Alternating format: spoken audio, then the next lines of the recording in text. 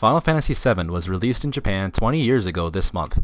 A far cry in almost every way from the original entry in the series, the story of Cloud, Avalanche, Sephiroth, and Shinra quickly became regarded as one of the finest video games ever made. Many games have since tried to topple Final Fantasy VII from its pedestal. None have succeeded.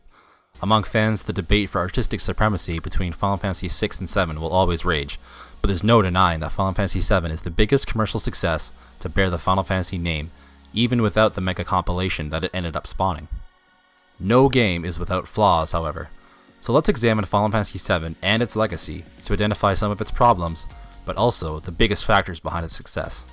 Hello Final Fantasy Union, I am Chris, and these are the sins and triumphs of Final Fantasy VII. A quick note before we begin, this video comes with a pretty big spoiler warning. I'm assuming that anyone who came across this video or this channel is going to be familiar with the plot of the biggest JRPG ever. We won't dive too deep into these spoiler moments, but I am going to name drop a lot of particular instances, so consider yourselves warned. Sin number 1. Shallow battle system. Final Fantasy VII took a lot of broad leaps forward from its 2D predecessors, thanks to the PlayStation's technology, but one area in which it remained a little stale is the battle system, which is unfortunate given how much you use it. There are a wealth of options to equip upon your party, from magic to special commands, but for the majority of battles you can succeed by holding down the confirm button to auto-attack. If your party keeps on leveling, this approach will serve you just fine. Aside from some bosses with unique strategies, there's no need to use all of the tools at your disposal. Granted, this is a gripe most people have with most JRPGs. It's one of the reasons the genre has faded into obscurity. But Final Fantasy VII is considered one of the greatest games of all time, and people who experience it for the first time are often turned away by this flaw. It's not a flaw unique to the game, but it is a flaw nonetheless. The materia system tries to add a little depth by applying consequences for equipping any piece of this magic material. These small penalties to stats don't amount to a whole lot, however. In all my playthroughs over the years, I've never given these much thought, and it's never been a problem. Again, so long as you aren't running from every random battle and you aren't being negligent with your outfitting, you're going to upgrade your materia enough to be sufficiently prepared for the challenging boss fights. And it would take a seriously overloaded setup to entirely hamstring your characters with equip penalties. What sets Final Fantasy VII apart from its 2D ancestors is that it's a big move towards simplicity, after the complex job systems of 1, 3, and 5.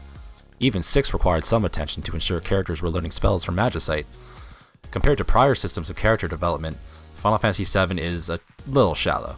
Early in development, the job system was present in some form, but it was replaced with the materia system, which leaves most characters interchangeable aside from some stat trends and their limit breaks.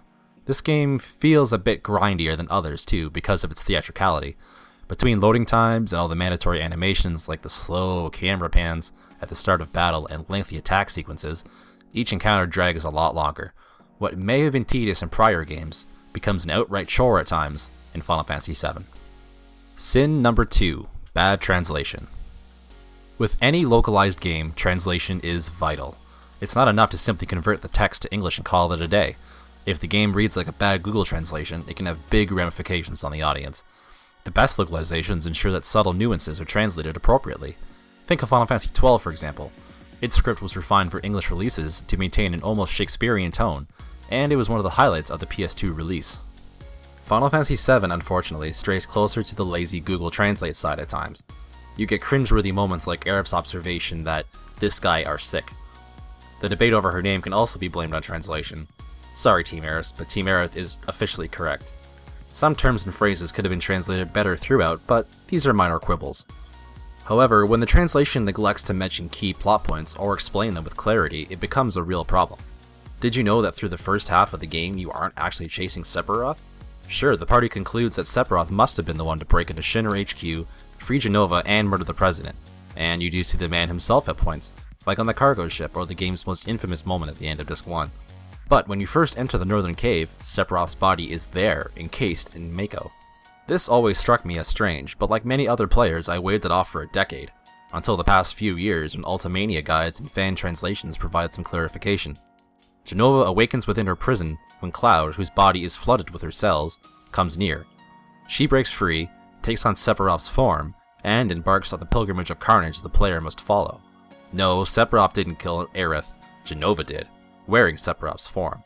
And no, Sephiroth isn't carrying Jenova's body around, flinging pieces of it at you to trigger boss fights. This all eluded me for many years through multiple playthroughs, and I bet it was unclear for most of you too. But Japanese audiences didn't share this confusion, as the original text doesn't leave these ambiguities. For the sake of a new translation alone, I am excited for the remake. Sin number 3, its own success. Is it possible to be too successful? As Final Fantasy VII proves, yes, it is. First of all, any text that reaches the top of its genre is going to be disliked by some people just because it's popular. It's a valid response to reject something that everybody else says is the best thing ever, and try to have a more original opinion. Hey, even I don't like to say that 7 is my overall favorite Final Fantasy. I may like others more for their battle systems or characters, but none have given me quite the level of hype and excitement as it first did when I played it in 1999. I hadn't played an RPG of its depth since the original on the NES, and it drew me into the genre like a black hole. It's one of those you have to play this games.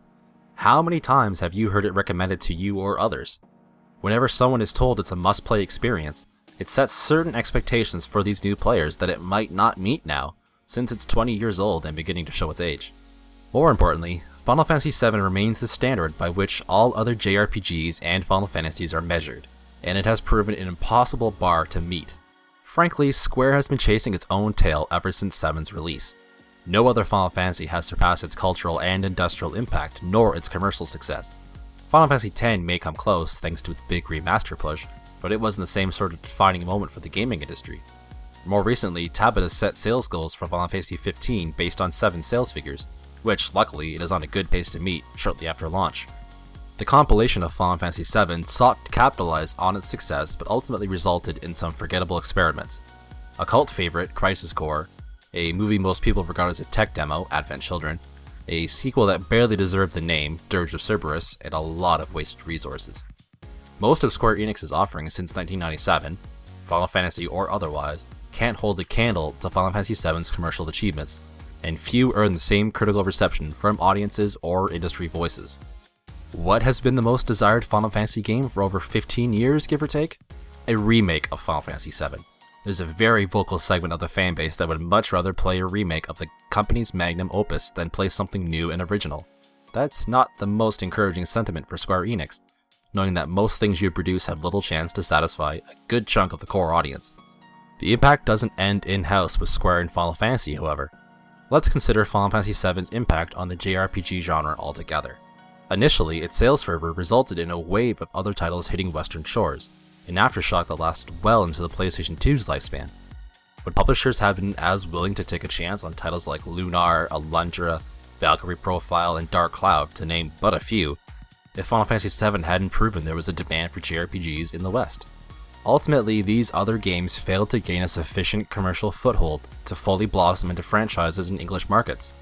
Sales for most JRPGs barely scratched the surface of Final Fantasy VII's 10 million copies sold. Any hopes publishers may have had of copying Squaresoft's success were soon deflated. A prime example is Namco's Xenosaga series.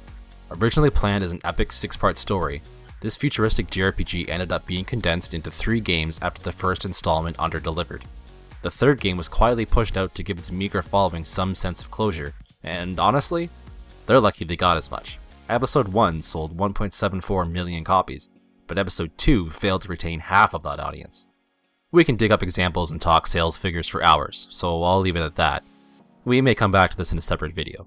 But anyways, Final Fantasy VII is a titan in the industry, a bar that's proven impossible for other JRPGs to surpass. As a result, the genre has broken. Most JRPGs made over the past decade have been released as niche curiosities, super Japanese games like Disgaea or the Hyper Dimension Neptunia series. Even Final Fantasy gave up on traditional JRPG formats, leading to the last few main series experiments, 12, 13, and 15. It's hard to call 15 a pure JRPG in fact, as it borrows so heavily from Western games. And when you're the big dog by such a large margin, you either receive a lot of lip service, or begrudging stares from the rest of the pack. Simply put, Final Fantasy VII was too successful for its own good, or the good of its kind. Whew, okay, I am done poking holes in the biggest JRPG of all time now, I promise. I thank those of you brandishing pitchforks for remaining patient.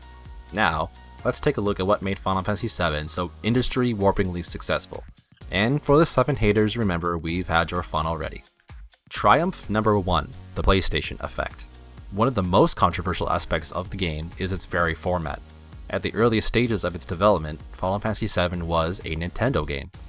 After Final Fantasy VI was completed, Squaresoft got to work on its successor, which was briefly intended to be another 2D Super Nintendo game. Later on, it shifted toward the Nintendo 64, and its ill-fated N64DD expansion. Eventually, Final Fantasy VII proved far too ambitious for Nintendo's platforms, and Square made the daring decision to jump ship from the publisher, which had made it so successful, opting for a CD format that could contain the game they wanted to make. This turned out to be one of the best examples of being in the right place at the right time ever. Sony's hardware allowed Squaresoft to realize its ambitions, after having drained the well of 2D sprite-based storytelling at the time with Final Fantasy V and VI. The result was a game that broke all kinds of sales records, and caused a major surge in hardware demand. In Japan, it sold over 2 million copies in its first weekend alone, and it only took 3 months to crack 1 million copies in North America, which is a pretty big achievement for a JRPG. Right before Final Fantasy VII's release in September, PlayStation had sold 6.4 million units. By January 1998, this tally rose to 10.3 million, thanks to the holiday season and this blockbuster RPG. It was exactly the sort of third-party software push the PlayStation needed at that point in its life cycle. Final Fantasy VII came out in time for the PlayStation's third North American holiday season, and the waves it made helped it gain the upper hand over the N64 definitively, an advantage it maintained for the rest of the hardware generation. Game and console worked together symbiotically. Final Fantasy VII wouldn't have made waves if it ended up as a restricted game on a failed Nintendo add-on, and the PlayStation benefited greatly from the sales fervor and the new audiences it gained. At this point, Sony began to wax as an industry leader while Nintendo waned to the backseat position. It could be argued that Final Fantasy VII was the kingmaker piece that made this huge shift possible. As polished as early Nintendo 64 successes, like Super Mario 64 and, dare I invoke its name, The Legend of Zelda Ocarina of Time may have been, Final Fantasy VII blows them out of the water technologically while reinventing its franchise. Triumph number 2, accessibility. Final Fantasy VII cuts a path through the middle ground in practically every way. Its setting is incredibly realistic with a sprinkling of fantasy elements beneath its surface. Its initial premise, a rebellion against a corrupt corporation, draws in audiences of all stripes. As I said earlier, its gameplay systems are easy to use, but it also contains some deeper levels for the power gamers in the crowd. There's enough gameplay to keep the pace up, and to avoid feeling like an interactive movie, unlike the aforementioned Xenosaga. Minigames are scattered about, and unique gameplay elements and story events add an action game feel, in much the same way that QuickTime events did in the last console generation, prime examples being Uncharted and Tomb Raider. Both ends of the pool, so to speak, are equally interesting. Relief from traditional RPG monotony is plentiful, but grind-happy completionists have a mountain of material to explore. Like few other JRPGs, it's easy to play through Final Fantasy VII's story and enjoy the base experience, if that's all you want to do. If you want more, there's a plethora of time-consuming side quests and challenges like the bonus super bosses. Squaresoft managed to cater to both Japanese and Western, particularly North American, markets, and this may have been the biggest enabling factor for its success. While most RPGs usually favor one audience, Final Fantasy VII walks the divide perfectly. Its early setting in Midgar nails the sort of grime that was so common in American action movies in the 90s, while later locations explore other inspirations, and a strong Japanese undercurrent runs throughout. Its universality gets a lot of people in the door. Triumph number 3, theatricality. Final Fantasy VII is much more than a game, it's an experience. We've already established that it didn't earn its accolades with the best game system in history after all. What propelled it into our collective hearts was its ambitious, dynamic experience. Let's break it down. Central to the experience is the story. It begins simply, with an exciting raid by a guerrilla squad. The stakes seem clear, right and wrong are easily defined, and it speaks to proven conventions like the badass protagonist who's too cool to care, and the evil faceless corporation that wants to bleed the world dry. Gradually the world and the tale broaden. Events like the destruction of Sector 7 propel you toward the Shinra HQ sequence, and you're soon thrust out into an open world. And everything you've been led to believe starts to come under scrutiny, as Cloud finds a purpose and questions his very existence. The story is notably mature to boot, unafraid of approaching tough themes. We dive into our hero's shattered psyche and explore his traumas. The imagery could be graphic at times by contemporary standards, as Sephiroth is fond of blood trails and slaughter. Shinra is similarly ruthless in its oppression of lower-class citizens. We see unethical experiments and villages of innocents slaughtered, and for half the game the doom of the world literally hangs overhead. Nor was director Yoshinori Kitase afraid to touch briefly on matters of sex and gender, as we see in the entire wall market sequence.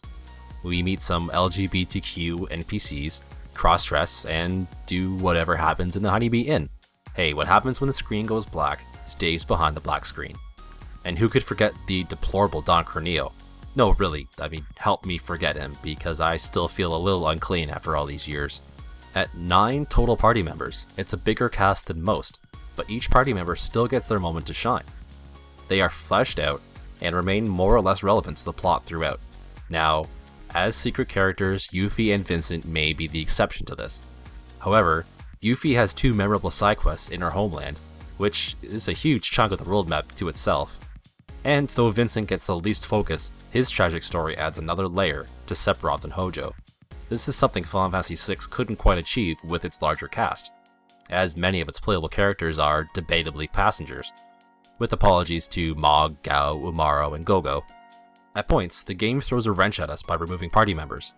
Cloud's absence allows Tifa, and then Cid, to take center stage, which makes the big materia fetch quests much less tedious. And of course, you have the permanent removal of Aerith.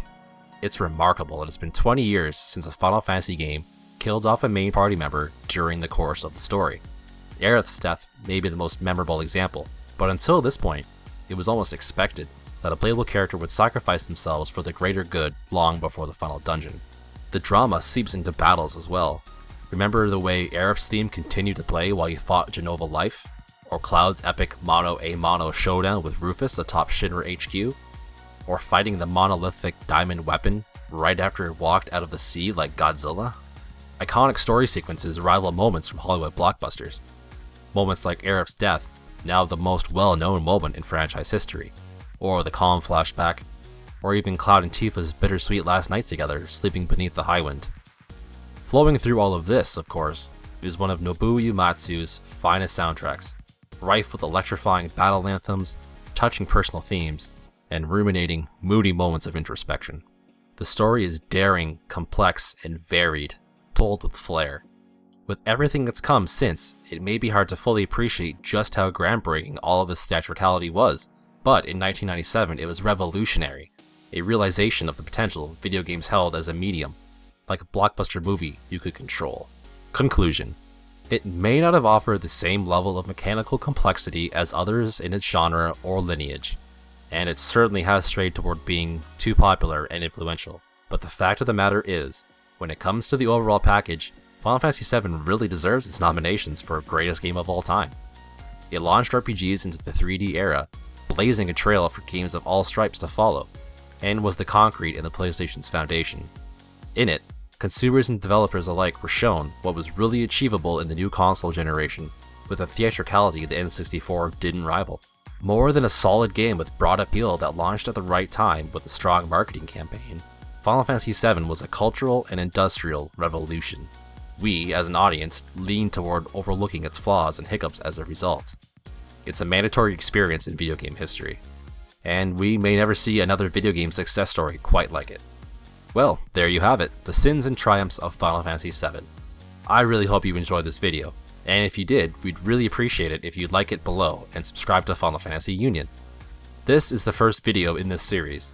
If you've been following our site for a little while, you may have seen some other written installments already. My goal with these pieces is to look at each game impartially and identify the factors which contribute to their legacies. Why are certain entries shunned, and what are the redeeming qualities? So far, I've only tackled the obvious black sheep in my articles. Look for these ones in video form soon. And this piece was the first to examine a well-loved Final Fantasy, so I really hope you enjoyed it. Leave us some feedback in the comments below, or drop me a line on Twitter at Hoogathy, Hooghathy. Until next time, this is Chris, signing off.